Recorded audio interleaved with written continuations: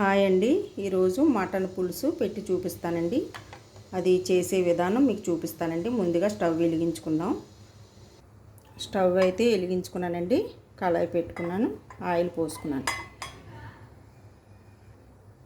Onion paste, జీలకర్ర, ధనియాలు, అల్లం వెల్లుల్లి పేస్టు, పచ్చిమిరపకాయలు వేసుకుందామండి.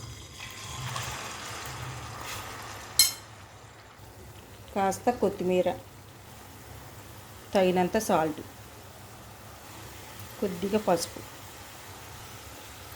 టమాటా ముక్కలు, ఒకసారి ఇదంతా కలుపుకుందాం. టమాటాలు మగ్గాక అప్పుడు మటన్ వేసుకుందాం. చూసారు కదా, ఇదంతా మగ్గింది కదా, మటన్ వేసుకుందాం.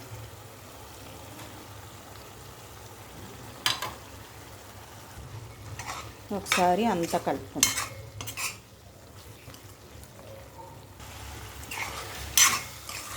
ఇదంతా కాస్త దగ్గర పడుతుందండి మసాలా అంతా. కారం వేసుకుందాం. కారం వేసాము, ఒకసారి కలుపుకుందాం. ఇప్పుడు మనం కాస్త నీళ్లు పోసుకొని ఉడికించుకుందామండి. ఇది ఉడికిన తర్వాత అప్పుడు చింతపండు పులుసు వేసుకుందాం. టేస్ట్ అయితే మాత్రం చాలా బాగుంటుందండి మటన్ పులుసు. మీరు ఒకసారి ట్రై చేయండి. చూసారు కదండి, ఈ మటన్ అంతా ఉడుకుతుంది. ఇప్పుడు మనం చింతపండు పులుసు వేసుకుందామండి. పులుసు అంతా కాస్త ఒక 5 నిమిషాలు ఉడకాలండి. కొద్దిగా బెల్లం వేసుకుందాం. కొద్దిగా సాల్ట్, సరిపోదండి సాల్ట్, కొద్దిగా వేసుకోవాలి. ఒకసారి కలుపుకుందాం. పులుసు అంతా దగ్గర పడాక మీకు చూపిస్తాను మరలా. పులుసు అయితే అయిపోయిందండి, మటన్ పులుసు.